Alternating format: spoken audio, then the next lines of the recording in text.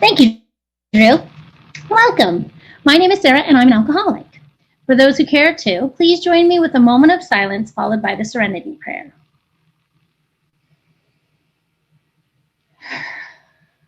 God, grant me the serenity to accept the things I cannot change, the courage to change the things I can, and the wisdom to know the difference.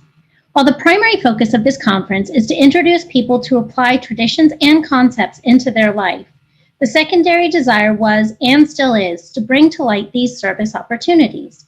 Our panelists are AA members who have been the givers and or receivers of such services, with a hope to inspire the attendees of the conference to get involved in these various AA service entities. After all four panelists have shared, there will be time for question and answer. Feel free to send your questions via chat to hashtag AskIt_Sheila or hashtag AskIt_Drew. We will do our best to answer as many questions as we can. At this time, it is my pleasure to introduce today's service panel. Please welcome Joey N. on public information and cooperation with the professional community, Lisa G. on intergroup and hotline, Joanne L. on general service, and Meg B. on sponsorship. And our first speaker will be Joey N. Thank you, Sarah. Hi, folks. My name is Joey. I'm an alcoholic. And it is such a pleasure to be here with you. If someone could give me a little thumbs up that you can hear me clearly, thank you so much. Hashtag personal engagement. It's one of those strategies I actually use when I'm doing public information or cooperation with the professional community service work. I like the people that we're talking to feel a part of the work we're doing. So as Sarah mentioned, I'm gonna talk to you about my experience with public information, PI, and cooperation with the professional community, CPC. And I will say this has been some of the most rewarding work that I've gotten to learn from as a member of Alcoholics Anonymous, as a part of my way of giving back for the life-saving message that was given to me. And so I want to start with a little bit of an excerpt from the 12 Traditions Appendix in the back of the big book, because I think it really foregrounds why PI and CPC work is so necessary, and why it was not only necessary for me to contribute now to the world, but without it, I wouldn't have gotten the life-saving message. So in that appendix, right, it says, to those now in its fold, Alcoholics Anonymous has made the difference between misery and sobriety, and often the difference between life and death. AA can, of course, mean just as much to uncounted alcoholics not yet reached. So those uncounted alcoholics not yet reached are the reason we have public information and cooperation with the professional community service work, right? We at one time were the uncounted alcoholics not yet reached. And thank goodness to my higher power for inspiring folks already in the fellowship as early as what predated AA to begin carrying the message, not only to alcoholics they directly identify that were suffering, but also to get information out into the world, into public consciousness of what this 12-step program could do. So for me, it's that guidepost of the traditions that not only frame how I participate in my service work, but also it's absolutely the point of safeguarding those traditions for me to go about my life so that I can actually potentially reach the people who we haven't found yet, who don't know about us yet, and often who are going to learn about AA through somebody who's not yet even an AA member. So this big purpose of PI and CPC work, and I'll say a little bit more about those in case you're, contemplating dipping a toe into PI and CPC at some point. It becomes letter salad. I feel like when I talk about it, people, they say, PCP what? I didn't do PCP. They get confused of what is PI and what is CPC. So public information service, we can think of as, and I wrote this out for myself so I would be succinct for once. It's where we're trying to disseminate this information directly to potential members or people that may be able to carry the information to potential members. We're increasing the awareness of AA in the public consciousness for a higher power to move that information to wherever it's useful. Differently, CPC work is where we're trying to help individuals that work in professional settings and those who educate professionals understand how they can constructively share information about AA with other professionals that then may encounter those potential alcoholics. So the focus of that type of work is often on professions that have high rates of interaction with potential alcoholics, like therapists, lawyers, clergy, doctors. You get the picture.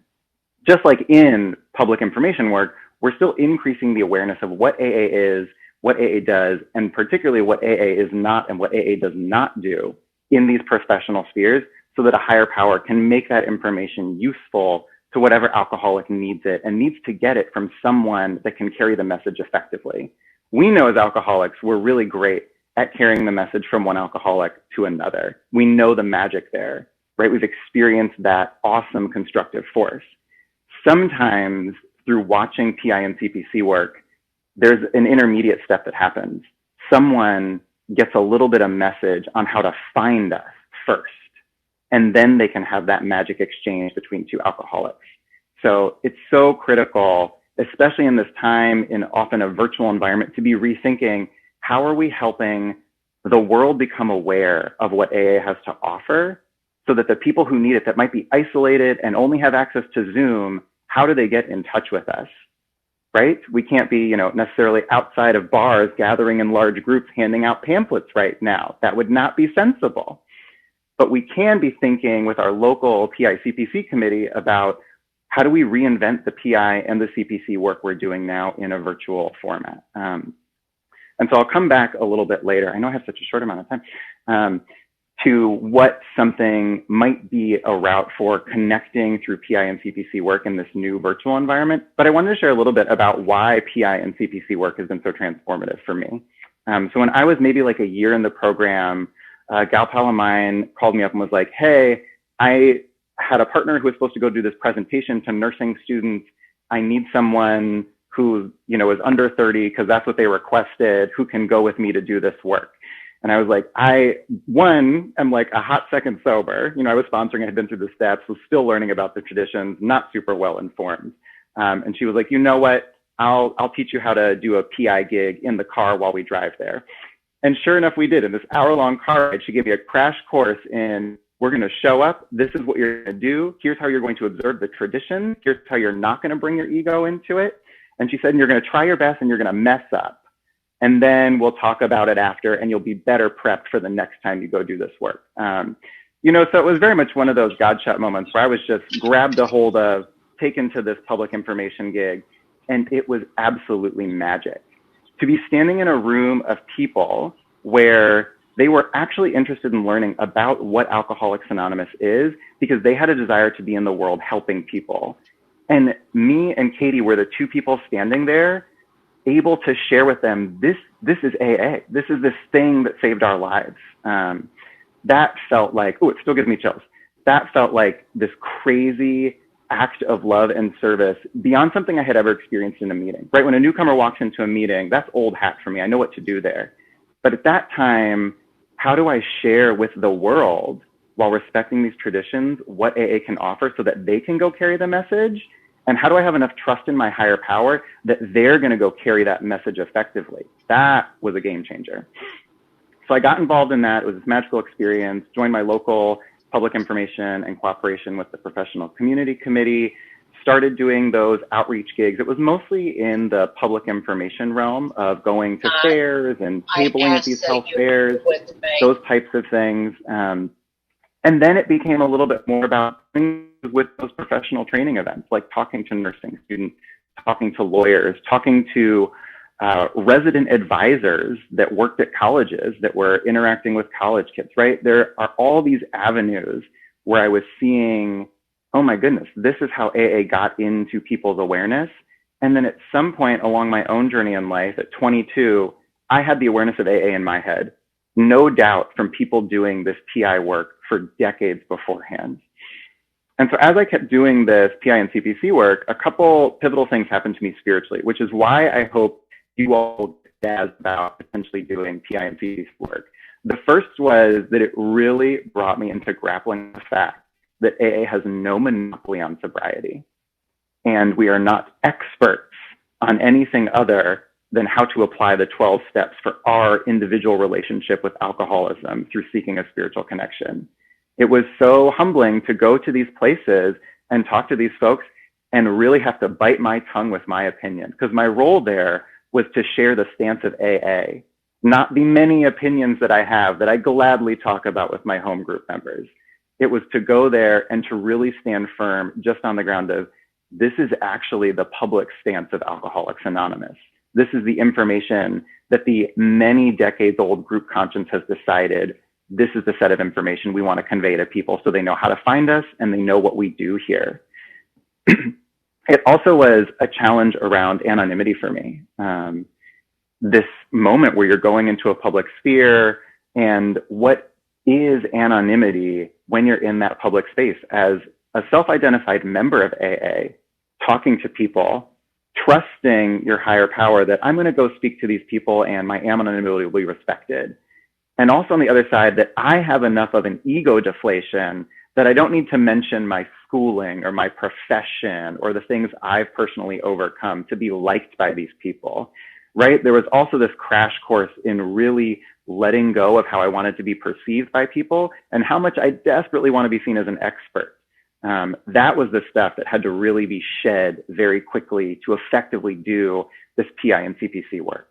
And through doing, different engagement opportunity after engagement opportunity, getting to see where the tradition showed up more and more, sure enough, that ego deflation at depth happened in new ways that weren't just happening through my work within the program with other alcoholics. And it wasn't the same type of thing that was happening directly at work for me or in my romantic relationships.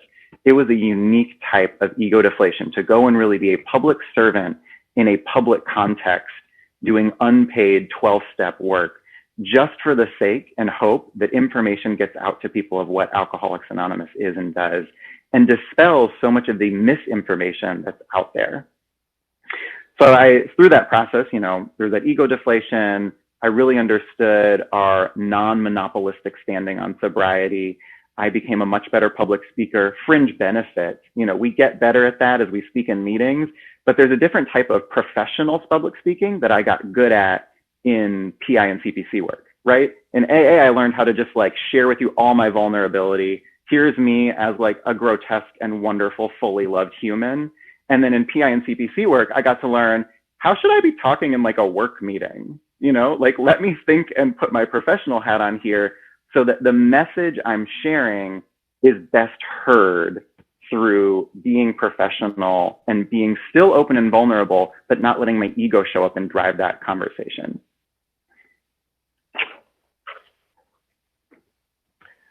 So again, I come back to the main reason of doing PI and CPC work. It's about reaching the folks that don't know us and what we do here, and also dispelling in a lot of people the misinformation and the misjudged notions about what we do here, which often are from where our personal communications with non-AA members in our life, I think, originate. This is where I now, big banner warning here, I'm going to tread a little bit into my opinion. So, right, we're moving through our lives. We have relationships with non-alcoholics in a different way, and maybe we share with them about our relationship to 12-step programs, but we also talk to them about our spirituality and our love life and our work. And I'm certainly not always attentive when I'm talking to, my friends that are not program members about what is AA stance versus just what is me sharing my opinion as a spiritual person. And in that, sometimes I've noticed there's a conflation in these relationships I have where they don't really know what is AA versus what is Joey's experience as a 12-step person. And that's not necessarily a bad thing. I want to share openly and lovingly with those people. But in that conflation, sometimes those folks that are not AA members misunderstand what AA is. And then that disseminates and gets carried around. So the other side of all this PI and CPC stuff is really an opportunity for me to reflect on, how is my dialogue with the people I interact with guided by the traditions? Am I actually trying to signpost every now and then in those conversations and my interactions? I'm sharing with you, me as Joey here, but I just want to clarify in case you're ever talking to someone else, that's not an AA thing. That's just me, right? And so it's a little bit of what we do in PI and CPC work is some of the cleanup of the beautiful human interactions we're having where we're not always 100% attentive to traditions because we're human and fallible and we couldn't be all the time. So I do also find for myself this slight bit of responsibility to engage in some aspects, particularly of public information work, to remedy a little bit of the misinformation that I'm naturally causing because of these loving human relationships I'm getting to have in the world because of Alcoholics Anonymous. So in my remaining time, I wanted to tell a couple little moments of new things that have come up in public information work that have been constructive and that very much have been guided by the tradition. So one is also I should have mentioned I'm from Menlo Park, and so the PICPC committee that I've been working with is in the San Jose area. And so the Santa Clara County Public Information Group has done a lot of wonderful events around here. And a while ago, we put on a tabling event at a Trans Day of Visibility. And so this was particularly for folks in the transgender and non-binary community, a resource fair. We were just a table there trying to help, educate folks on this is what AA is. Here's how it's a resource. And when we were thinking through how can we really ground ourselves in the tradition that there's no requirement for membership, right? And that we are an inclusive organization because of that. And we are never exclusive. We really wanted to think about how is the signage we're bringing? How is the words we're using? How is that creating an inclusive space at this event, making it welcoming for trans and non-binary people? Like we had to do that work ahead of time to educate ourselves on a community that I've heard some people talk about as an outside issue. When it comes to public information and cooperation with the professional community work, there is no outside issue that doesn't warrant education before going to do the PI or CPC gig. We had to be informed about how can we be seen as a constructive, loving, welcoming place for folks in this particular community.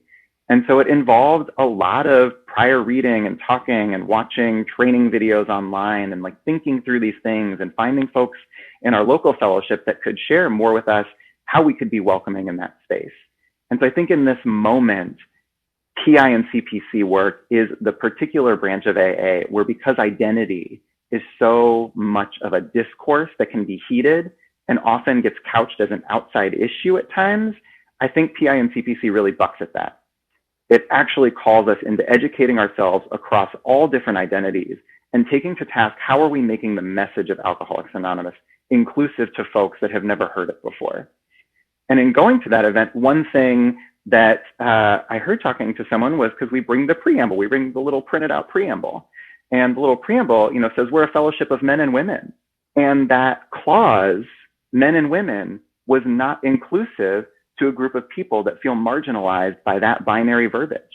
And that was a really challenging moment as someone who was doing PI work, trying to carry the message, to have that reflected and realize, what, there's a statement here printed in our most important public information document, our preamble, that we're having people read to know what Alcoholics Anonymous is. And there's a group of people, a human in front of me that was excited to learn about AA, that at first reading that has seen, oh, wait, am I included? Am I welcome here?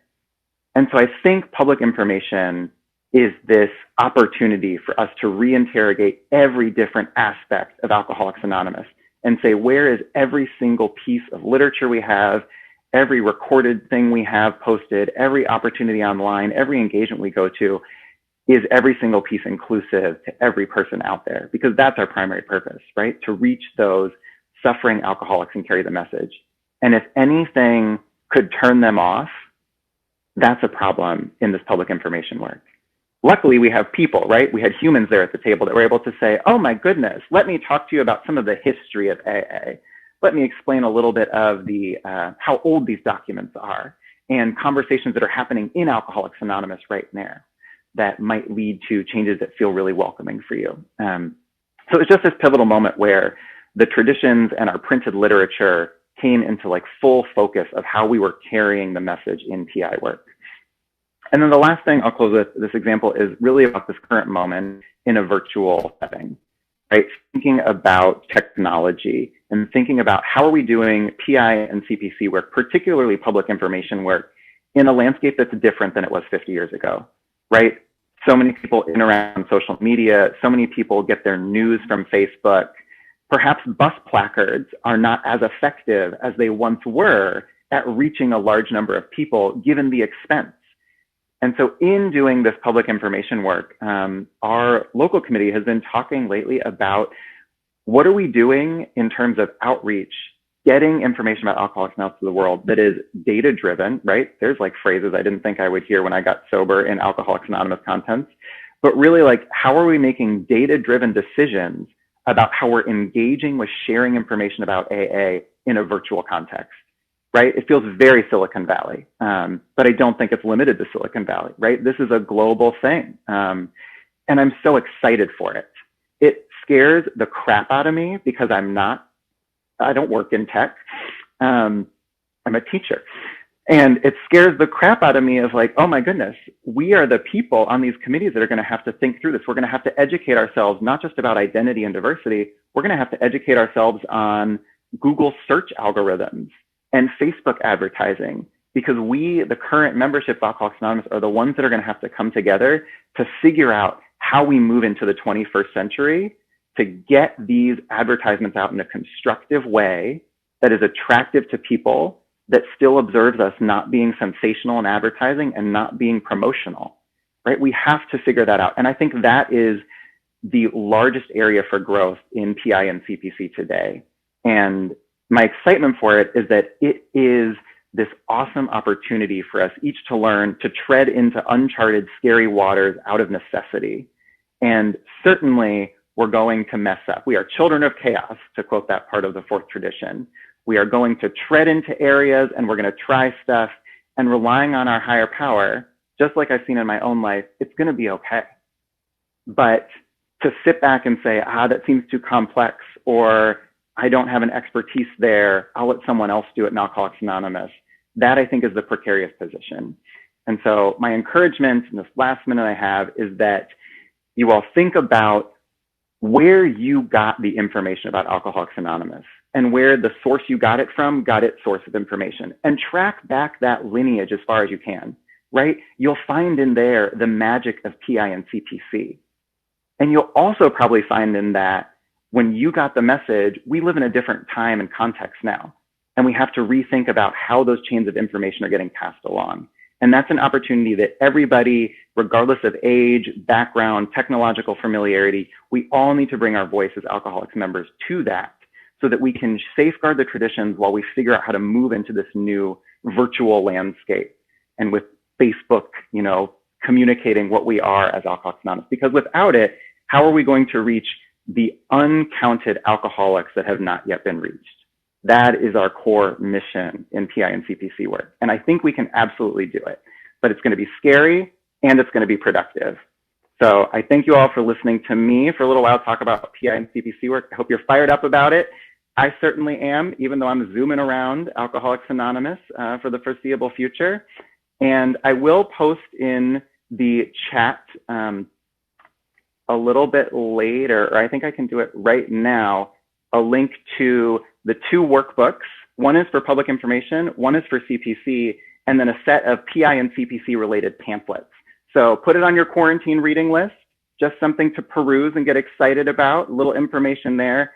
And then also reach out to your local PI/CPC committee and see where their conversation's at and how you can get involved. Maybe you'll spur something new there. And with that, I would love to introduce our next speaker, Lisa G., who's going to dazzle us with Intergroup. So take it away, Lisa. Thank you so much, Joey. Hi, my name is Lisa, and I am an alcoholic. I want to thank Joey so much. Wow, that completely moved me, put me in a lot of fear for my next talk, but I do appreciate everything you did, and I am going to look into PICPC, so you fulfilled your obligation. I want to thank Sarah so much for giving me the opportunity to come here and share my experience about Intergroup. I just have a love and a fascination and for AA and Intergroup. And this is where I found my passion. And I'm so excited to share my experience with you about it. So I'm a part of Valley Intergroup Service Council. It is located here in the Tri-Valley. And the purpose of that group is to provide service activities, functions, and programs which strengthen AA's unity and a spirit of purpose. Yes, please. Like, that's what I'm here for. Like, I would love to do that, And so I didn't know a whole lot about Intergroup. And so I just want to tell you a little bit. I definitely had contempt prior to investigation when it came to Intergroup. And so I just want to let people know a little bit more about what it is. And so Intergroup is basically a place for people to have the same kind of service opportunities that we have the panel today. That H&I, PICPC, GSR, all those kind of great things. And so On top of that, they then ask for representatives from every home group or every fellowship to have a representative that comes to our monthly meetings. And at that point, that's like where the beauty really happens. Like we get together and we get to talk about our fellowships and our groups and what's going on, and we get to exchange and have this conversation. And then be also included about the upcoming events and functions that are going along in our area. And it's like being on the front lines of learning about service, you know, in your area. And that was just like a really exciting part for me. So if you're not really sure about what intergroup is, I highly recommend you kind of look into that. And that's kind of like a real quick basis of what it is. You know, how I got involved, I had done, when I first came in, did the coffee service, you know, did the secretarying, did the H&I. And one thing that I did lack at with those was that really fully getting involved, getting immersed in that service opportunity. And my sponsor was in intergroup and had kept talking about it. And I adore my sponsor. I want what she has. I want what she has on all three legacies, right? And so when I heard her passion and excitement about intergroup, I couldn't say no to that, you know, and she said, just go check it out. Go see what you think. Go just do a drop in at one of the meetings, you know? And I did that. And going into that, I see other people in the lineage. And when I walked in that room of intergroup, there were people there that I knew, and there was a lot of people there that I didn't know. And for me, that was a real quick jive of like that energy you get of being completely uncomfortable, like you did when you were a newcomer and you walked in the rooms. And for me, I need that. You know, I need to be humbled. I need to be brought back to what it was like to first walk in these rooms. And then to see all these people and get excited because these are all potential people that get to help build my support system. And I get to help build theirs, you know? So it's a congregation of just people of AA with a history of pain and suffering and trying to help other people through that pain and suffering of being of service. So my sponsor was involved in workshops, and so little by little, I started helping her with setup, helping her, and then moved into like some skit work and getting into some readings. And then I went into voting at my local fellowship to be the intergroup rep for them. And in doing so, I took it and ran with it. Like, I just loved it. So I was taking copious notes, you know, and going back and like my poor fellowship, you know, the steering committee meetings, 5 to 10 notes of just me updating them on what's going on in the area.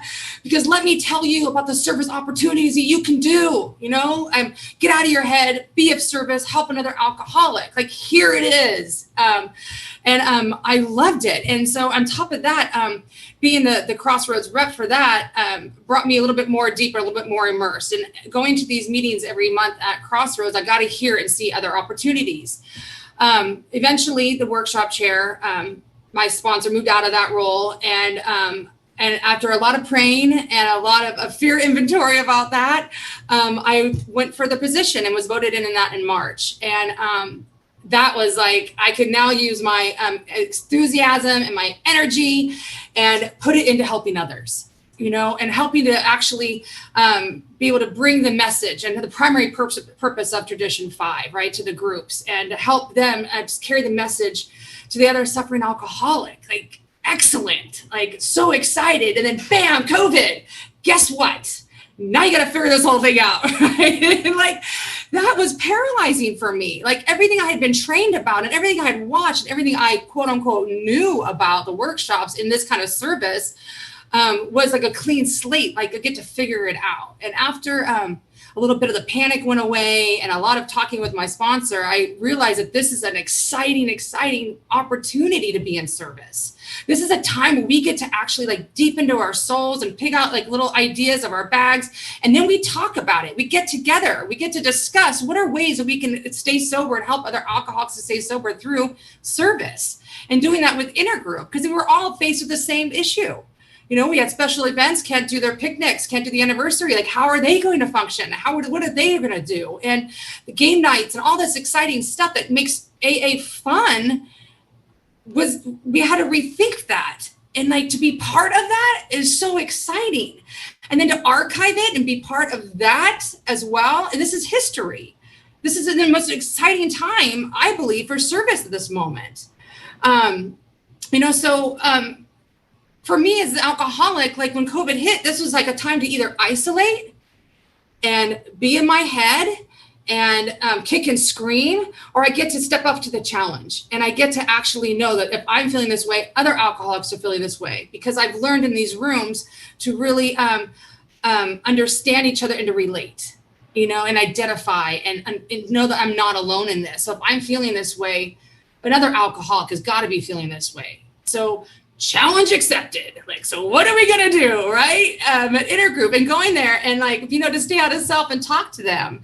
In intergroup, I have learned that traditions is where it's at for service right now, along with the concepts. And I'm learning about the concepts little by little, but the traditions is really where it's at. And in intergroup, I've learned to stay in tradition 1, our common welfare should come first. Personal recovery depends upon a unity, the unity of it all. 5, of course, each group has one primary purpose: to carry its message to the alcoholic that still suffers. But on top of that, 12.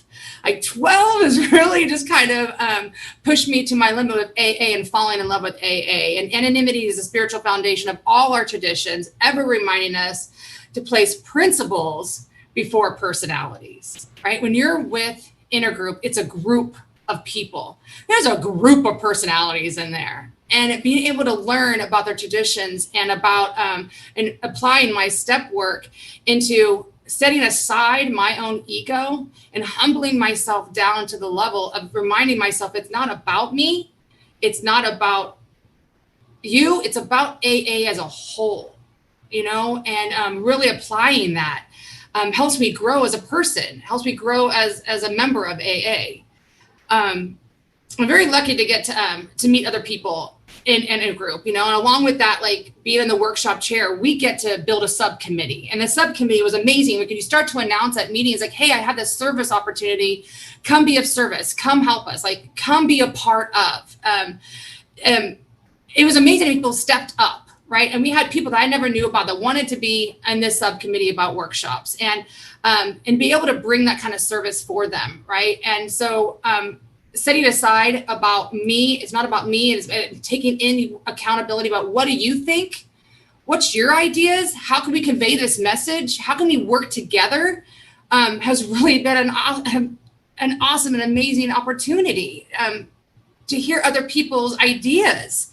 That just expanded my horizon so much. And then bring in readers and what do you want to read? And we got tech hosts and we got bam, bam, bam, just service when it comes to the workshop at intergroup for me. So the first workshop we did, it was virtual. It was amazing, and it was scary, and it was fun. And we ended up having over 160, almost 170 people attend that workshop. An amazing part about that was the people we touched. We didn't just touch our community. This virtual world, we got to touch people from the UK. We got New Orleans over here. We got Portland over there. We got Ireland. We had just an amazing time of people, a collaboration of outside of just our little area. It just blew my mind, right? We get to make these relationships, and that's all a part of this COVID and virtual world and being a part of intergroup. We have an upcoming workshop coming up, and you can see that I have a little QR code over here. And what it is that we're going to have some fun with it, right? So we're going to have a crash course workshop for the virtual secretary, so let's talk about what the problems and the struggles are. Let's talk about some solution. Let's bring the unity into AA on the virtual world. And by doing that, we were thinking, how can we get people of service? And brilliant ideas come together on subcommittees. You set your ego aside, and someone brought up that, hey, why don't we get every single AA member the opportunity to be of service, no matter how long of your sobriety time is. And by doing that, you can fill out this little QR code. And if you take your phone, I know we said no photos. If you kind of go over it, it'll pop up a link for you. There's also a link I'll put in the chat for you as well. But we're asking people to take a 5-minute survey based on the virtual secretary. You get to be a part of that. And then with that information, we're going to have a game of sobriety family feud. Survey says top 3 answers on the board. This is what the alcoholics around us think. And I would love to be able to say if 200 AA members were surveyed, like, that just touches my heart that everyone gets involved in this type of service. So if you're not sure what to do, come be a part of, when we talk about this game, we'll be referring to you, so I'll put the information for this workshop in there, but that's the kind of exciting stuff we get to do in our group. It just blows my mind on top of of the work that I do with the workshop. There's the event chair, and they're having a talent-a-thon, and we'll put up information about that as well. And there's outreach, and where they get to go and talk to other groups and get people to come be representatives at Intergroup, hear about the service, hear about the exciting things going on. There's Homebound. Homebound, cannot wait to be a part of that. It's where they bring meetings to people who cannot get to meetings. And it just got the pandemic written all over it, and that we have that opportunity to bring people who emotionally or physically cannot get to meetings. We have a position for that. Think about that. If you come up with an idea, see a need to help another alcoholic, and you don't see the service of it, bring it to Intergroup, bring it to your fellowship, bring it to somebody to help you be able to touch another alcoholic. Like, that's the brilliant of AA. That's the purpose of AA. That's what Joey was talking about, right? I mean, that's the love of that. They also have the hotline being able to pick up the phone and talk to somebody when they're calling in and don't know what to do and don't know where to go. What a beautiful way to be of service. And I know in our area, you get to pick and choose the times and days that get to work for you. So you want more information, I'll definitely post that up there to our Intergroup website. But find out from your intergroups, find out about their outlines. If your group does not have an Intergroup rep, look into it. Ask some questions. It's at the upside down pyramid. We get to be brought down all the information. Someone's missing out somewhere about some beautiful stuff we can do in service. It was explained to me. So excited, I got to take a breath. It was explained to me a while ago, just a couple of weeks ago, that they compared an AA member to sharks. And in the way that sharks have got to continuously be moving, or they die, they drown. And that touched me. I don't want to die. I don't want to drown. So I will continuously be of service. I will continuously be moving. I love Intergroup. I love service. I love to be able to give service with others in AA. When I got into Intergroup, not only was my sponsor there, but my great-grand sponsor was there. And here's a woman with 40 years of sobriety who is still moving. And for me, that's what I want. That's what I want to do. And because it was taught to me that the love of Intergroup, I pass that on to my sponsees. And I have a sponsee who actually took over the Intergroup rep for the fellowship for the position that I left. Another sponsee is my co-chair for the workshop, which is amazing. We get to work together, and I get to work with my sponsor and my sponsee on this beautiful service thing, and we get to make a difference together. I have another sponsee who is 22 years old and on freaking fire. She's celebrating 3 years today, actually. And she got involved in Intergroup in Portland. And she got into the technology part of it. And what they're doing is they're creating an Instagram for the AA in their area. And according to GSO, this has never been done. We have Facebook, we have all this other kind of stuff that hasn't been at Instagram. And so they are working, she and her team, and the team that she's on, is working directly with GSO. And they get to document their journey for the archives and the collective experience with GSO. I mean, there's so many opportunities. Saw a need and filled it. Talked to people at Intergroup and found a way to be of service. My life in sobriety has changed. It's been so enriched by service, and especially with service within my Intergroup. It started with doing what others did, and just by raising my hand and saying yes. I hope that you find the love and the necessity and the want to be part of Intergroup. It's an amazing part of life, and I hope that it changes your life as well as it did mine. And thank you so much for letting me be of service today and to share my experience with this. I would now like to introduce Joanne L.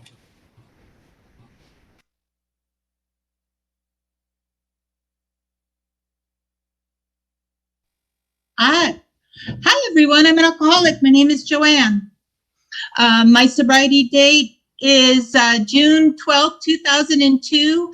My home group is the 1728 group, which meets on Monday at 5 p.m. It's a virtual meeting. You can find it at SonomaCountyAA.org. And my sponsor's name is Joyce. And I always say all three of those things are vital to my sobriety today.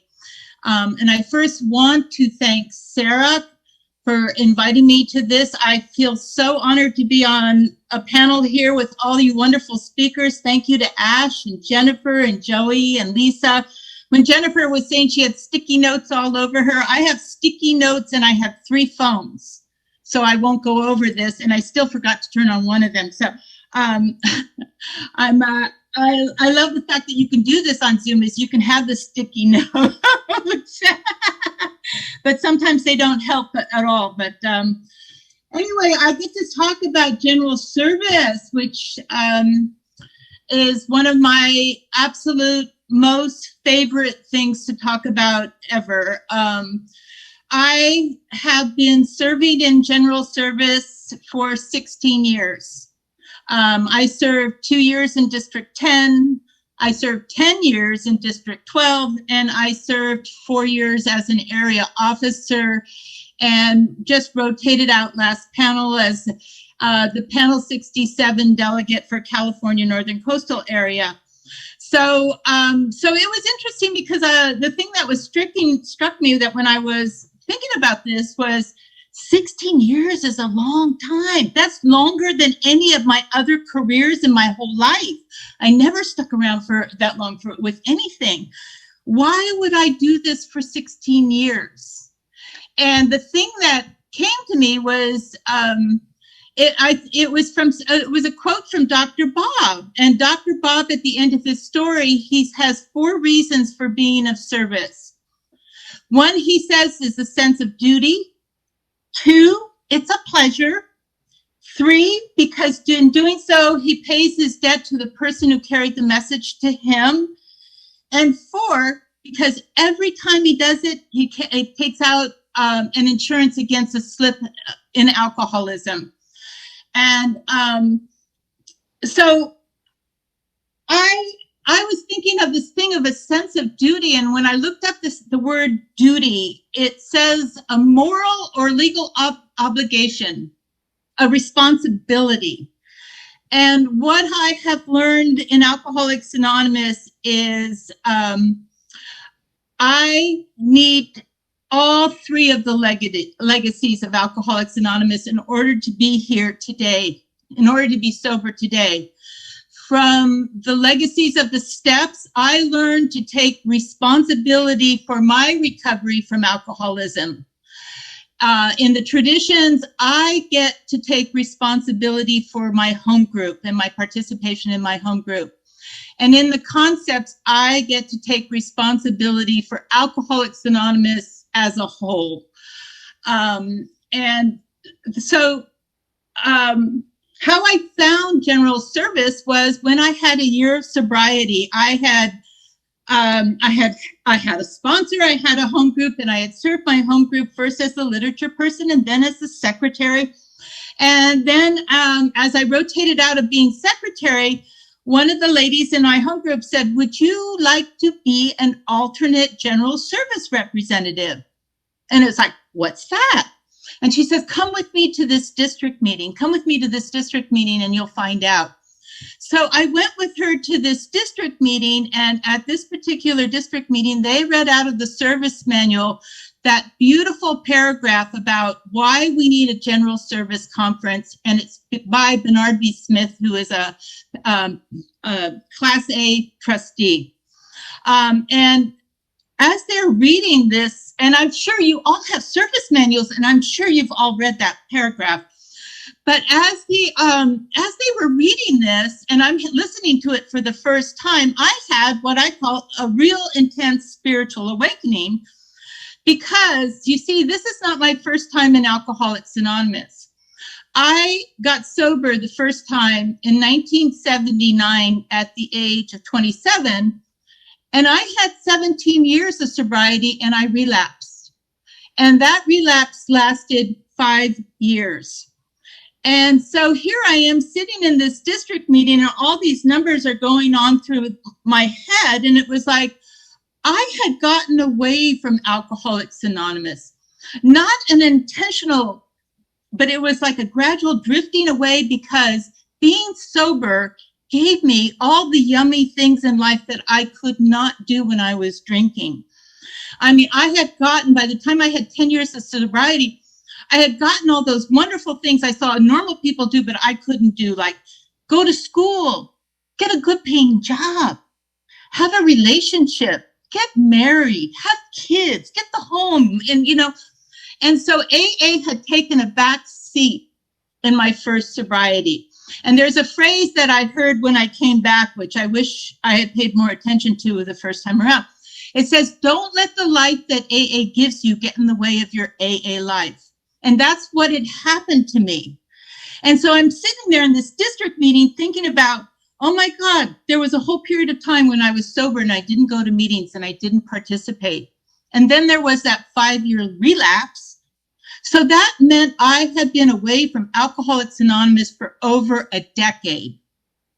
And while I was out there, somebody was taking care of Alcoholics Anonymous so it could be here when I needed to come back to you. And that was this realization that I had in a freaking district meeting. Who knew that you could have a spiritual awakening in a district meeting? And in that moment in time, it was very clear to me, it was my turn to take care of Alcoholics Anonymous.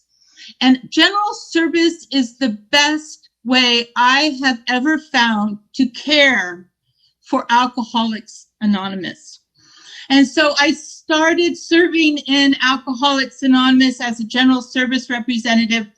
And when it talks about this is a pleasure, oh my God. As a general service representative,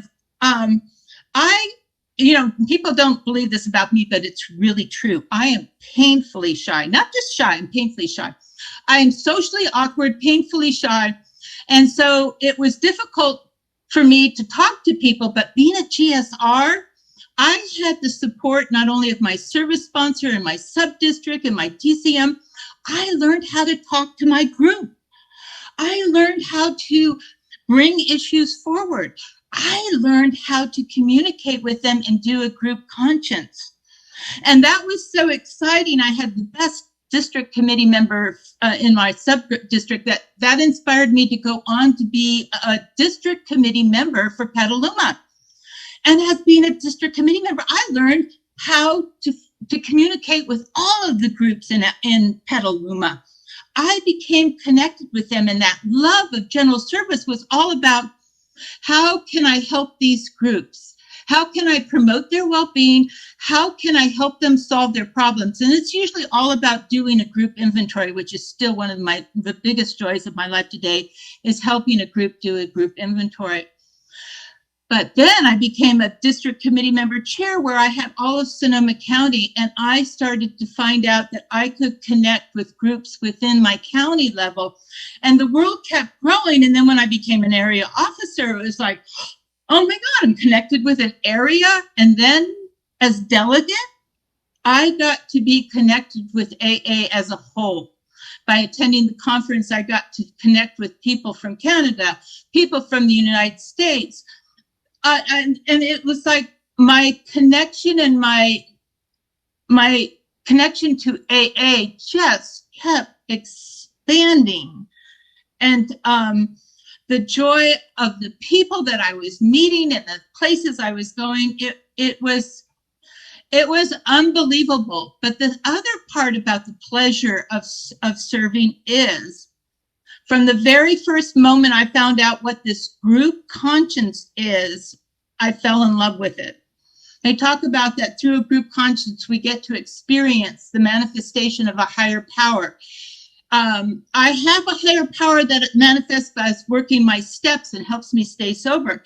But when I connected to this higher power within my home group by having a group conscience, the first time I saw that happen and it emerged out of there, I was hooked. I was absolutely hooked. I mean, I want that experience more and more. And then I got to see a group conscience within a district. And then I got to see it within an area. And then I finally got to experience it at the General Service Conference. And I have never grown tired of watching that experience. When we come together and we get to take take an issue such as what Lisa was talking about, no matter what it is, when we take an issue and we sit down and we listen to one another with an open heart and an open mind, and then we get to come to a conclusion about this, you never know who in that group is going to have the words that it's going to crack your heart wide open and help you see something from a different perspective. And that is that spiritual awakening that keeps continuing for me as I attend. I still attend district meetings. I still attend area committee meetings and the area assemblies, because I love watching this process of how we get that courage. And for me, it doesn't come from inside me. It comes from a power outside of myself that gets me to go up to the microphone and speak my truth. Jennifer was talking about how that she had to do that as a delegate and speak her truth to the General Service Board. When we get that courage to walk up and speak what's truly in our hearts, we get to share with the group, and that group conscience can emerge. It is one of the most powerful, loving, spiritual, magical things that I don't think I will ever grow tired of it. And so, because so in doing so, I get to pay back to the man who took the time to carry the message to me. To this day, I think about when I came in 1979, the group that was there for me, that carried the message of Alcoholics Anonymous, that saved my life back then.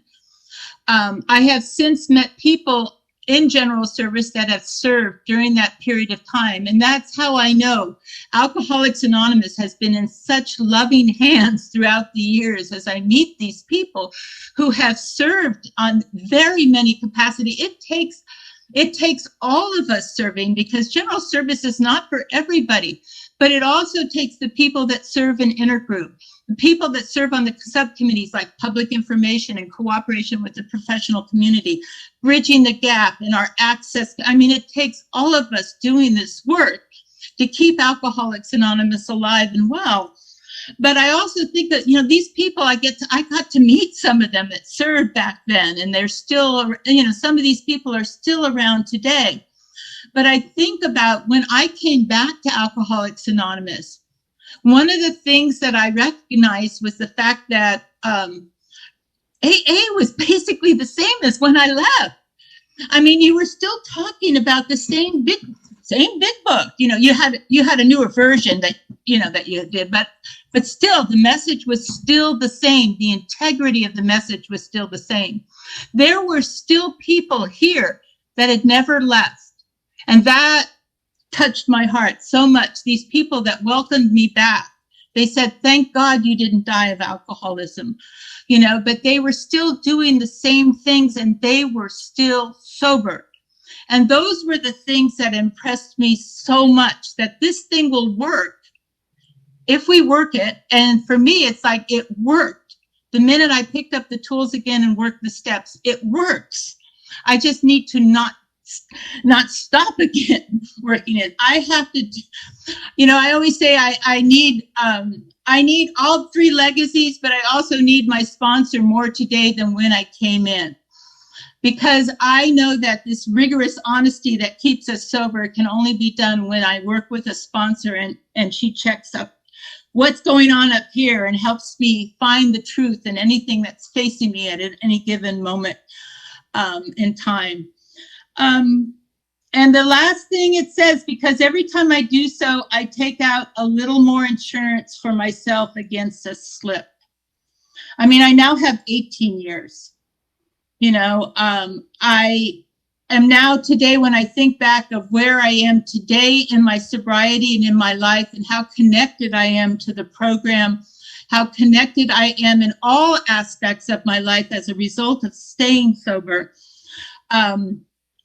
I did not have that You know, I had drifted away from the program before and I had lost my way, and it showed itself not only in my sobriety eventually, but in how in my home life, in my work life, everything suffered as a result of not doing these steps on a regular basis, of not applying these traditions, of not applying these concepts.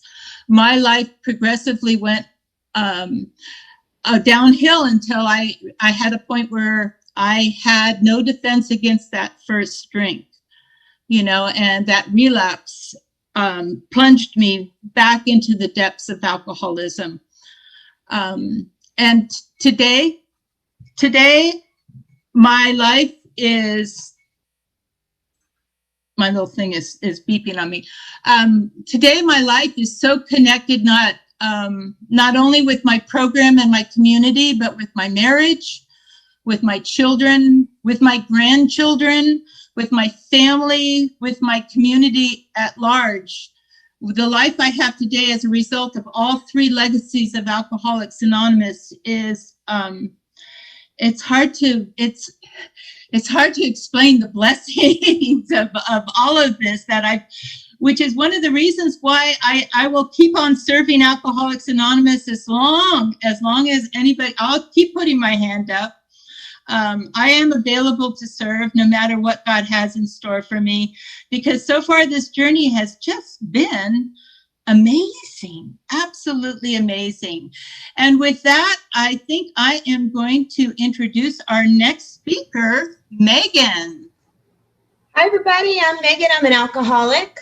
My sobriety date is 2/29/08. And my home group is Love and Service in California. And I'm so excited to be here. I was getting so fired up for the conference, I went and grabbed my badge from last year out of the office. You know, that lamp that we all have that has all of our conference badges on it. I went and got mine. And apparently my cat loves this conference too. I don't know if you could see, but she totally ate the ribbon from last year. So we all love this conference in our house. My topic today is sponsorship, which I think is such a cool form of service to talk about. I'm so grateful for the panels that I got to listen to this morning. I can't decide, what am I going to do next? Is it going to be intergroup or PI or CPC? I don't know. But I think sponsorship is such a unique area of service for AA.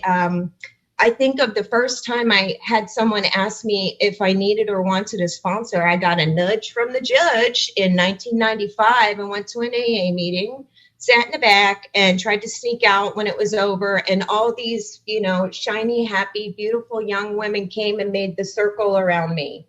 And then I could see behind the circle of the young women were older women watching them. And I knew these were their sponsors telling them to do that. And they all wanted my number and wanted to know if I wanted a sponsor. And I could not get out of there quick enough. Guess what? Did you hear my sobriety date was 2008, not 1995? So when I came, because I was in so much pain in 2008, I got a sponsor within the first week. And I know that's the difference between then and when I got sober. Sponsorship has been invaluable to me. It got the steps, you know, got me sober, and sponsorship, being one and having one, has really kept me sober. And I have notes too. I just like to always think about what is the history of what I'm talking about. When I went to look for the history of sponsorship, it kind of just happened because hospitals wouldn't let alcoholics have beds. Back in New York and Akron when AA was first forming, and they needed to be sponsored by someone. A sober member of AA had to sponsor somebody for them to get a bed in a hospital. So that's kind of cool. And it worked out so well as that being a way for people to access recovery through the 12 steps that it was a tradition that stuck around. So before I get too deep into it, I just want to show you a couple of things. If you want to know more about sponsorship and where to read about it, we do have the big book. There's a chapter called Working with Others. This little cute book, Living Sober. There's something called Availing Yourself of a Sponsor, which is a really cute way of saying get yourself a sponsor. And then the be all end all questions and answers and sponsorship pamphlet. So that being said, I'm going to get into my notes here. before I could be a sponsor, I had to get a little bit of experience being sober. My first sponsor was a gal that was a crying hot mess in a meeting. I was about 5 days sober, and she was in sweatpants and looked like she had just come out of the mental hospital, suffering severe depression, and cried through the whole meeting. And I put my hand up as a blubbering newcomer, and her sponsor connected us. And what I know now was that was an attempt to help her and help me, because she had been stuck on step 4. So my first experience with a sponsor was one who was not very far ahead of me. And I always thought there was rules, it's black and white in AA. Just tell me the friggin' rule. Well, there's not one for sponsorship. The only one I can really find is that a sponsor is someone who takes you through the 12 steps of AA as outlined in our big book. End of story.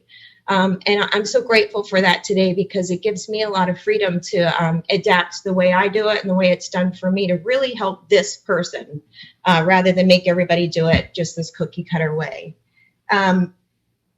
When I was working with a girl last week, we read step 8, and in there I saw a line and I was like, oh my God, that's sponsorship. In step 8, it says defective relationships are always the cause of our woes, even alcoholism. And I just think about those women that helped me figure out life early on. I would meet them once a week, and we would read the book and talk about the step I was on. And I was a crazy person. I was a bimbo. I was a liar. I was still stealing, even though it was a little different looking. I was still a bad mom. I was still a bad daughter. I just was terrible. I was a crazy person. And these sponsors that I had just were so patient and loving and kind and honest. And held my feet to the fire about my accountability and just stayed, and that had not been my experience in life. I was always ashamed of who I was, so I would not keep people around, and I would get the hell out of there if ever things got uncomfortable. And the people on the other end of that were willing to comply with that. And sponsorship was really the first relationship where no matter what, they didn't go anywhere. And I learned stability and trust and how to just be uncomfortable and walk through things with someone and be vulnerable to them. And what happened by that was I stopped holding everyone in my life accountable to meet my needs. My number one example is my mom. My mom was 17 when she had me, and she's got her own problems, and she just could never be the kind of mom I thought she needed to be for me to be okay. And by having sponsors show me how to meet my own needs and love me unconditionally, I got to let go of needing my mom to be that person and free her up. And what an amazing experience. And I thought I was just working the steps to get sober. These are the little pearls along the way that life really becomes so full because of, and you never saw it coming. So my experience having sponsors has just really added so much value to my life that when it came time for me to be a sponsor, I really wanted to do it, but I was so terrified. I mean, you just never feel prepared for it, just never. And I love that this conference is focused on traditions and concepts. And I think back to my early experiences being a sponsor. I didn't even know traditions and concepts, but yet that was what I was doing and using and affecting change with people, working together with women, get sobriety. And the one that comes to mind the most, in my sponsorship too, it's so crazy. I've sponsored people that are way younger than me, younger than my kid that I have. And way older than me, both in sobriety and biological age. So that has been a really cool experience too. I just am open and willing, bring me what you got and we'll make it work. I thought that, I always had to be older than the person, or my sponsor always had to be an old granny. It's not the case. Tradition 1 is really big for sponsorship. We stick together. The group is more important than the individual.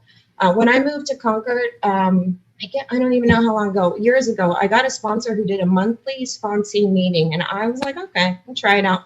And by going there and hanging out with what we call sister sponsees or whatever, I had these really cool experiences where I got to know these women. And then they became people that I was just a little bit more comfortable being uncomfortable with, a little bit more comfortable practicing vulnerability with. And I wanted to do that for my sponsee group. So I do that. I have a monthly sponsee meeting, and we all get together. And when we were meeting in person, we would have tater tots and fruit salad every Saturday that we met, and that's standard. You can bring whatever you want, but we're definitely having a top party. And it just was like, I could see the value in that, because when we come to AA, we are shut off from the world. We don't know how to have connections with people. That's the disease of alcoholism. We're isolated. We just want to shut off. And then on top of it, we're selfish and self-centered. So I was starting to notice that that was a valuable tool to have as a sponsor. And I'm so grateful that we got to do that. And we still can do it. As a matter of fact, we all went to the International Convention together at one of my sponsee group meetings. We got on AA.org and we went click, click, click through all of the little convention links. And we had a great time. And by we, I mean me. I don't know if they had fun, but they tolerated that experience and kept their opinions to themselves. But it was super fun. The next thing I think of is Tradition 2. And, also tied with Concept 9. Tradition 2, I'm going to keep it real basic. God's in charge. God is the boss. And Concept 9 talks about leadership, and how leadership is really in AA. And the way it works best in my experience everywhere else is that leadership is to be a servant. And can I get my ego out of the way when I'm doing this kind of stuff? Can I keep my channel clear? Am I spiritually fit? Can I rightly relate myself to this service? I have a story I'm going to share with you about a girl I sponsor. I freaking love this person. She's so dynamic and just really outgoing, and like, who wouldn't want to be around that? And she was getting asked to speak all the time. And every time I'd see her, she'd be like, I'm speaking here, I'm speaking here, I'm speaking at this place, speaking. And I'm like, why is she telling me every time she's speaking? What is this about? And it just was like, I just couldn't figure it out, but it made me feel like, ooh, red flag, what is this? So one time we were having a meeting and I said, I'm speaking here. I said, why do you always tell me that? And she just like got teary and like sat back and was like, because I want you to come. And I was like, oh my God, you jerk. Like, it didn't occur to me. I got so wrapped up in my ego being poked at that I was like not being a servant or really relating myself to this work in the moment. I had to immediately apologize because I don't ever want to do that to people I care about. And we sat there and we had like that moment, right? That uncomfortable moment. And we walked through it and we didn't run and we didn't hide. And guess what? I love her more because we shared that together. And that comes in sponsorship. That comes in sponsorship. So, those rough edges we get to work out with each other. And it's not me being the boss of telling you your rough edges. If I'm in a good place and spiritually fit, I get it too. I get the little nail file comes and shaves off my rough edges. The next traditions, Tradition 4 and Tradition 9, which has really been coming up a lot lately in Corona. So Tradition 4 is basically autonomy. The group has the autonomy to do as they want, as long as they don't screw up anything else for anybody else. And Tradition 9 is that one that talks about how we don't have to be organized, but we can create service boards to get our stuff done. So basically, meet your responsibilities how you need to do it. And what I know in, especially lately, is everything, all of our structure of AA totally crumbled. And we had to scramble to figure out how are we going to meet our responsibilities and stick together for AA. And sponsorship has really been the thing that put that structure back in place, the new structure or the old structure or whatever was working. And what we learned to do was instead of coming over my house and having tots and fruit salad, we do a bring your own tots and we get together on Zoom. And it was really important that we keep that going, like just because the world is literally on fire, like we don't not do recovery, and we use each other to support that and model that. And also, the infrastructure of AA kind of disappeared for a minute. We didn't know where our meetings were. So that connection with the sponsorship family, my sponsor and the girls I sponsor, we were sharing where we were finding meetings, and we were inviting each other to come to meetings and show up at meetings. And it just was so valuable. I don't know about you, but it is very easy to feel untethered right now. Like I could just float away into the ether and no one would ever notice. And these connections that I have with the women in my life because of that, keep that chain. I got my sponsor and the girls I sponsor, and we're holding on to each other and, thriving, surviving, actually finding things to be grateful for. So that has been happening. I have one of my first sponsors. Oh my God, this girl, I love her so much. She would always say, sponsorship is not just taking somebody through the steps, it's grabbing them by the hands and showing them how we do this. And I just love that idea. Tradition 10, 11, and 12, which I always think of are the anonymity ones, also come into play in sponsorship. It's not about me. It's not my way or my opinions. Principles before personalities. I love that we throw that around. And I don't know, do you know that means the principles of AA before your personality? Not the one that you want to throw it at. It's you that have the personality problem if you feel as though you need to say that. Always a good reminder. There was some years ago, I sponsored a girl and we couldn't have been more opposite. Oh my God. We personally could not agree on anything. And thank God for AA structure, where when we get together, we're just talking sobriety and spirituality. I don't care what your politics or religion are. But I had noticed one day she posted something on Facebook and it was icky. And, both politically and religiously motivated posts. And then I just watched ping, ping, ping, ping, ping, ping, ping, ping. All the people want to comment. And now I'm watching the arguments and I'm sitting because, I know the traditions. I have no business to comment. And we had a one-on-one meeting that day and she was crying and so upset over this. And secretly I was like, oh, thank God she brought it up because now we can talk about it. And it was just kind of good for me to realize that kind of stuff really has no play in what we do. It's not about me. It's not about how I feel about it. My role as a sponsor, if I'm taking it very seriously, is to point you towards your answers, to clear away all of the disease of alcoholism so that you can know the truth and find what you and God decide is your path. And I was so grateful that I was able to do that for her, despite the fact that I was like cringing at everything that was, in her personal life.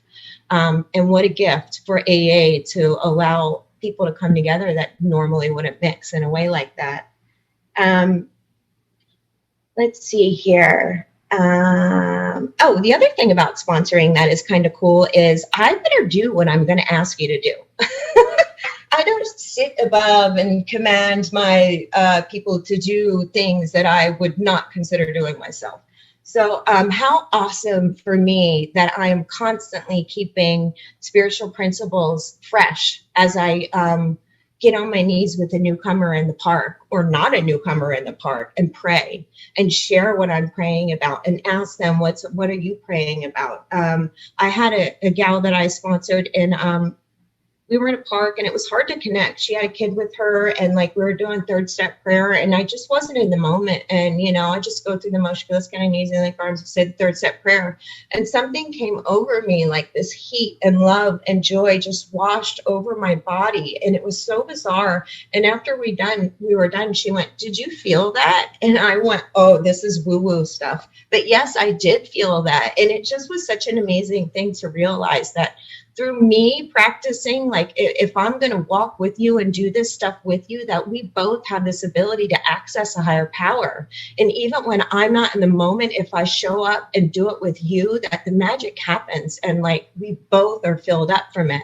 And how cool is that? So I like to do, when I'm working steps with a sponsee, I like to do it with them. There's so much we could do. There's an app where we could share 10 steps together.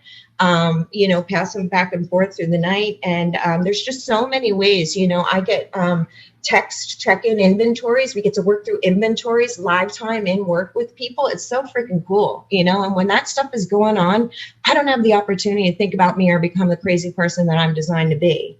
I do want to talk about these. I love talking about myths and misconceptions and, some things that come up that people may be afraid of in sponsorship that maybe would hold you back. And guess what? I have, they all happen. We get them.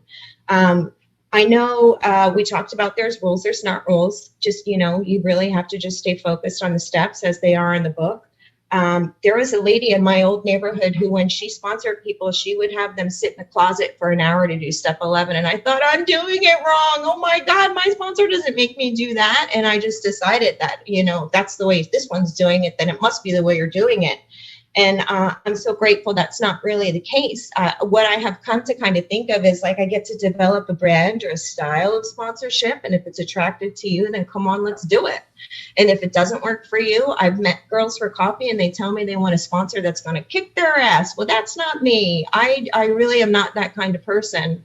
I'm very more like, let's just find your answer and that you own that responsibility and I will go with you. But I don't sponsor like that. So there's no ego if my style doesn't work for somebody because there's no rules.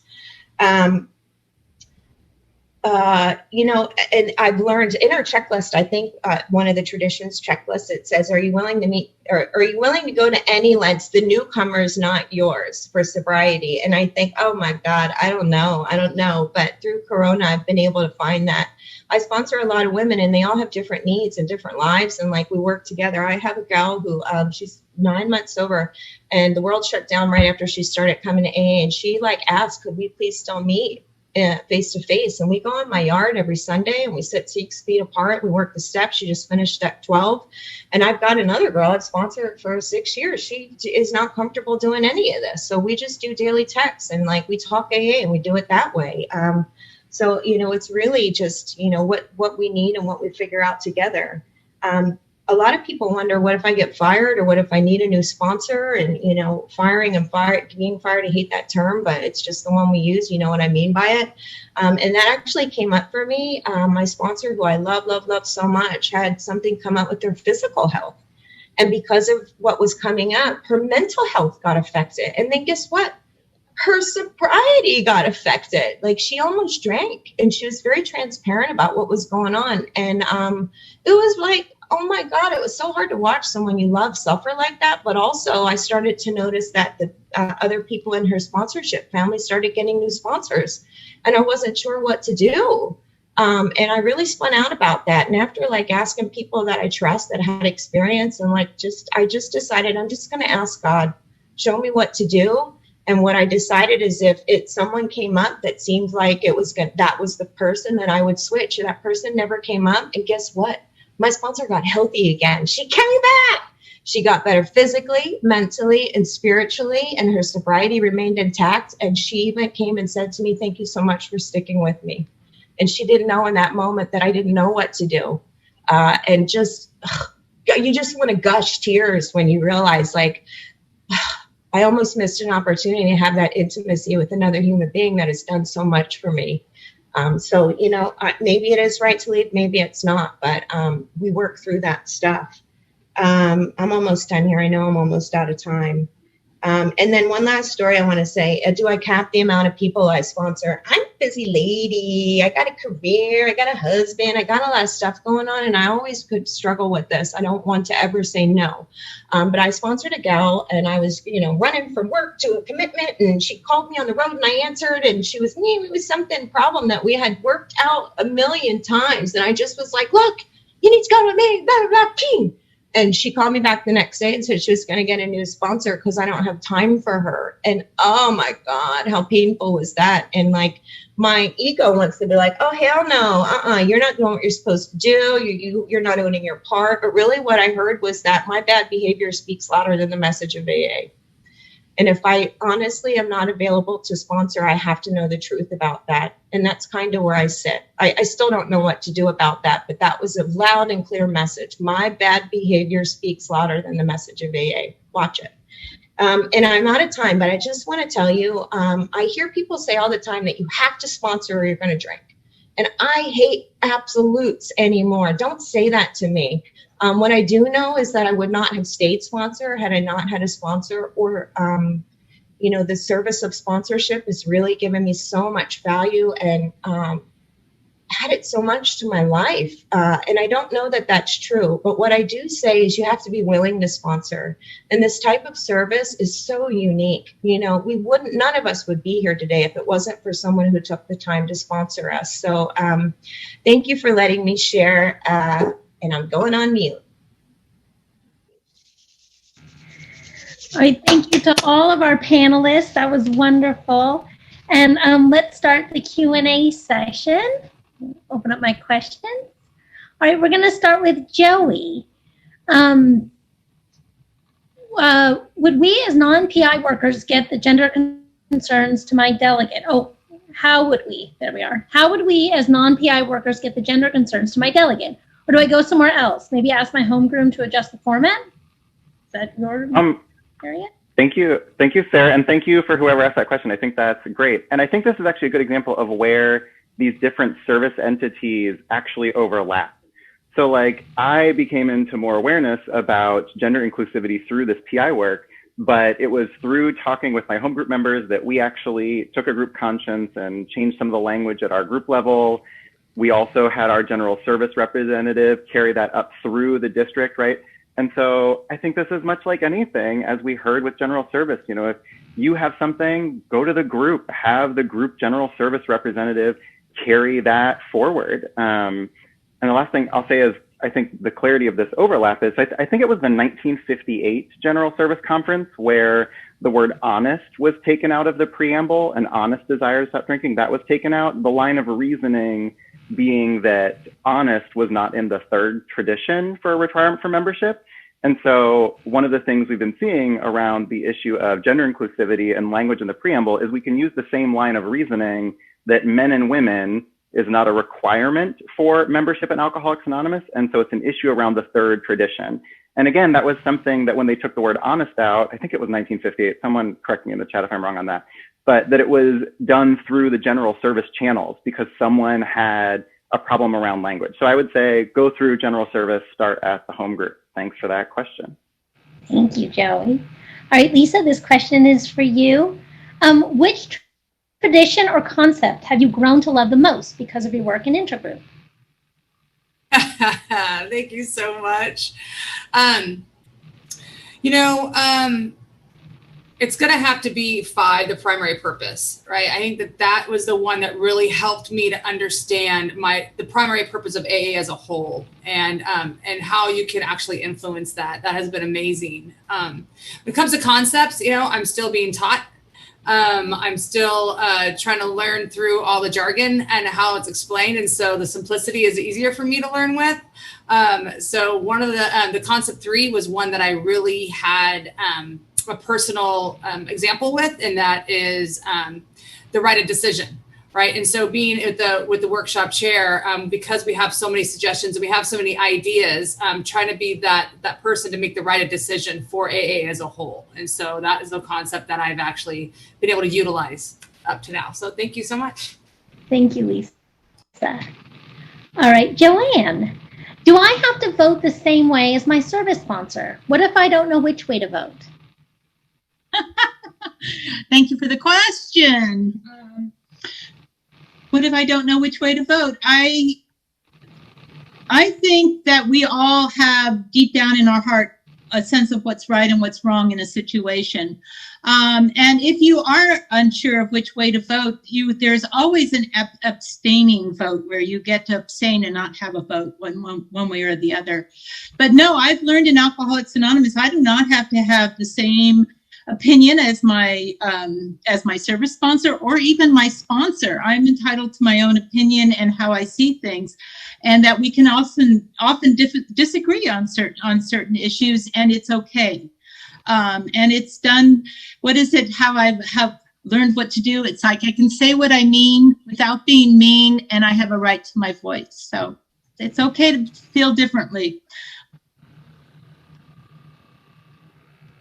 Thank you.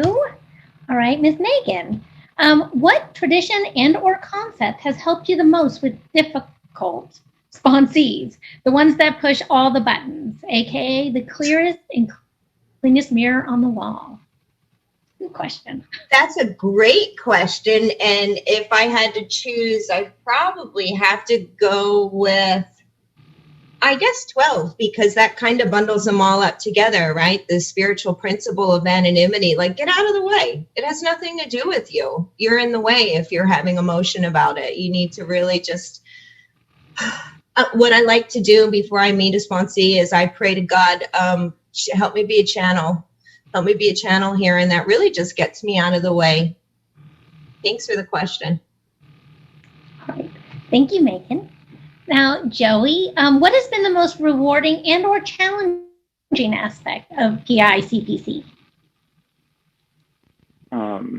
I think I think the rewarding part is also so how do I say this? I'll do it through a little vignette. So sometimes I'll give a workshop and someone in the audience has a relationship with alcoholism, either through a friend or a family member, and they have their own emotional experience around that. And so they're hearing AA members talking about AA, and it's bringing up for them a lot of stuff.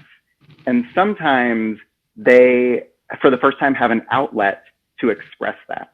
And so I think the most challenging thing I ever encountered was in a cooperation with a professional community event, someone trying to get argumentative because of their own struggles with someone who had alcoholism in their life. And that was really painful to see because I'm seeing the mirror of the effects I've had on people in the world while also trying to run this presentation. And so I think in that challenging moment, I really got to learn how to maintain a professional atmosphere, really focusing on the work that I was there to do for Alcoholics Anonymous, knowing that Alcoholics Anonymous can solve the root problem that was leading that person to pain. And I also got to mention that we cooperate with Al-Anon, but I got to stay in my lane by just saying that Alcoholics Anonymous cooperates with Al-Anon, but if you want to learn more, you should go to the Al-Anon website, and we're not going to talk about it today. And so I think that's my route of success in that most challenging thing. For the most meaningful stuff, it's every now and then after a presentation, someone will come up and, disclose that they're an AA member or disclose that they're in an Al-Anon fellowship and say how lovely it was to hear and that people in their workplace are getting to know about it. Like seeing those direct impacts that are helpful to people through the presentation as just an example of like where this work is constructively moving in the world. That is just, the feelings are so good and so lovely and lots of gratitude for it. Thank you, Joey. All right, Lisa, how can I get a workshop going in my area if they don't currently exist? Ooh, that's awesome. I'm not sure about other people's areas, right? I can only go on my own experience in our area. And so we do it through Intergroup. And so I suggest maybe going to Intergroup, seeing if that's even a position that's available to you.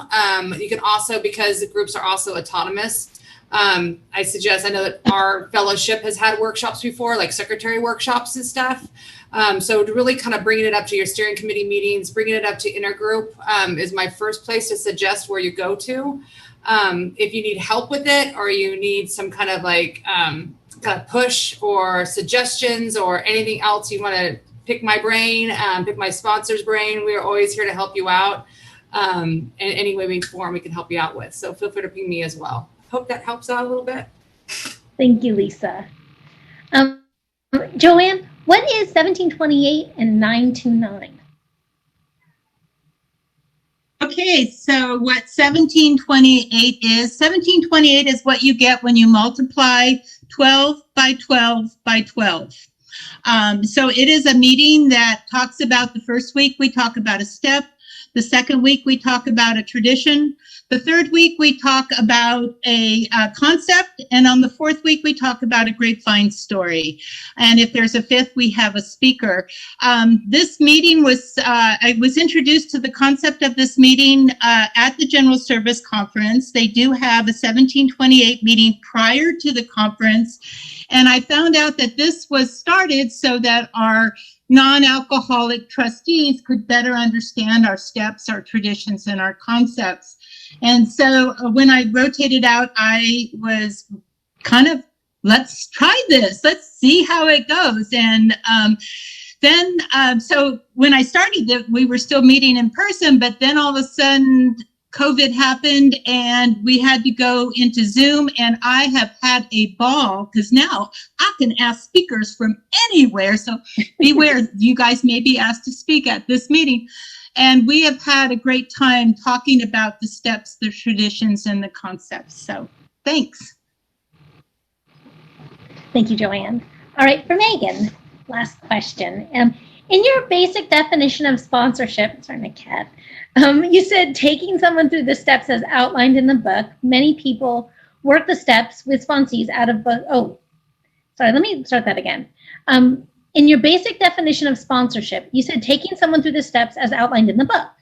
Many people work the steps with sponsees out of books like A Woman's Way Through the 12 Steps or Secular Interpretation. What are your thoughts on that?